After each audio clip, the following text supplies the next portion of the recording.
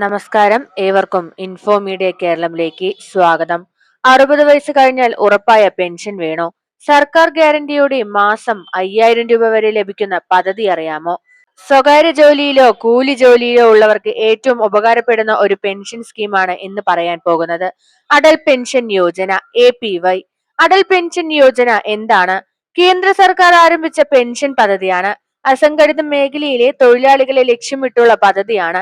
60 വയസ്സ് കഴിഞ്ഞാൽ ഉറപ്പായ മാസ pension. Pension fund regulatory authority PFRDA ആണ് നിയന്ത്രണം ചെയ്യുക. ബാങ്കുകളും പോസ്റ്റ് ഓഫീസുകളും വഴി നടപ്പാക്കുന്നു. ആർക്കെല്ലാമാണ് ഇതിന് ചേരാൻ അർഹതയുള്ളത്? ഇന്ത്യൻ പൗരനായിരിക്കണം. പ്രായപരിധി 18 മുതൽ 40 വയസ്സ് വരെ ആയിരിക്കണം. സേവിങ്സ് ബാങ്ക് അക്കൗണ്ട് ഉണ്ടായിരിക്കണം. പോസ്റ്റ് ഓഫീസ് അക്കൗണ്ടും സ്വീകരിക്കുകയും ചെയ്യുന്നതാണ്. 2022 ഒക്ടോബർ മുതൽ ഇത് ആരംഭിച്ചു. ഇൻകം ടാക്സ് അടയ്ക്കുന്നവർക്ക് ചേരാൻ അർഹതയുണ്ടാകുന്നതല്ല. പെൻഷൻ തുക മാസം 1000, 2000, 3000, 4000, 5000 ഇതിൽ ഏതെങ്കിലും ഒരു പെൻഷൻ തുക തിരഞ്ഞെടുക്കാം. 60 വയസ്സ് പൂർത്തിയായതിനു ശേഷം ജീവിതകാലം മുഴുവൻ ഈ പെൻഷൻ ലഭിക്കുകയും ചെയ്യും. എത്ര വർഷം പണമടയ്ക്കേണ്ടി വരും? പെൻഷൻ ലഭിക്കുന്നത് 60 വയസ്സിന് ശേഷമായതുകൊണ്ട് അതുവരെ സ്ഥിരമായ സംഭാവന നൽകേണ്ടി വരും. കുറഞ്ഞത് 20 വർഷമെങ്കിലും സംഭാവന നൽകേണ്ടത് വരും. 18 വയസ്സിൽ ചേർന്നാൽ 42 വർഷവും 40 വയസ്സിൽ ചേർന്നാൽ 20 വർഷവുമാണ്. സംഭാവന എങ്ങനെയാണ് അടയ്ക്കുക?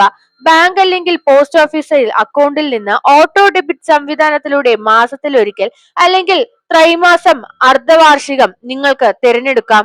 നിങ്ങൾ തിരഞ്ഞെടുക്കുന്ന പെൻഷൻ തുകയും ചേരുന്ന പ്രായവും അനുസരിച്ച് അടയ്ക്കേണ്ട തുക വ്യത്യാസപ്പെട്ടേക്കാം.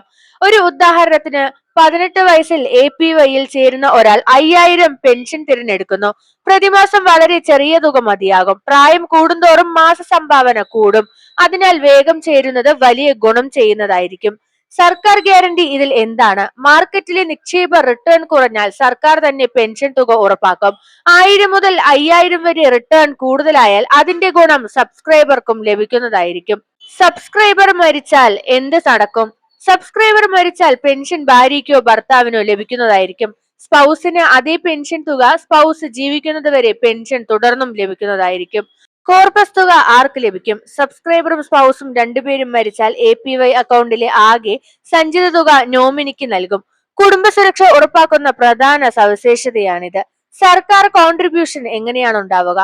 പദ്ധതി ആരംഭിച്ച ആദ്യ വർഷങ്ങളിൽ സർക്കാർ സംഭാവന നൽകിയിരുന്നു. ഇപ്പോൾ പുതിയ എൻട്രിക്ക് ഈ ആനുകൂല്യം ഇല്ല എങ്കിലും പെൻഷൻ ഗ്യാരണ്ടി ഇപ്പോഴും നിലനിൽക്കുന്നുണ്ട്. APY അക്കൗണ്ട് എങ്ങനെ തുറക്കും? അടുത്ത ബാങ്ക് ബ്രാഞ്ചിൽ പോകുക അല്ലെങ്കിൽ പോസ്റ്റ് ഓഫീസ് സന്ദർശിക്കുക. APY അപേക്ഷാ ഫോം പൂരിപ്പിക്കുക. ആധാർ നമ്പർ നൽകുക. മൊബൈൽ നമ്പർ നൽകുക. പെൻഷൻ തുക തിരഞ്ഞെടുക്കുക. ഓട്ടോ ഡെബിറ്റിന് സമ്മതം നൽകുക. വളരെ എളുപ്പത്തിൽ തന്നെ നിങ്ങൾക്ക് APY അക്കൗണ്ട് തുറക്കാവുന്നതാണ്. ഈ പദ്ധതി ഏറ്റവും കൂടുതൽ ഉപകാരപ്പെടുന്നത് കൂലിത്തൊഴിലാളികൾ, കർഷകർ, ഡ്രൈവർമാർ, വീട്ടമ്മമാർ, സ്വകാര്യ സ്ഥാപന ജീവനക്കാർ, സ്ഥിരം പെൻഷൻ ഇല്ലാത്ത എല്ലാവർക്കും അപേക്ഷിക്കാം. അടൽ പെൻഷൻ യോജനയുടെ പ്രധാന ഗുണങ്ങൾ: സർക്കാർ ഗ്യാരണ്ടിയുള്ള പെൻഷനാണ്.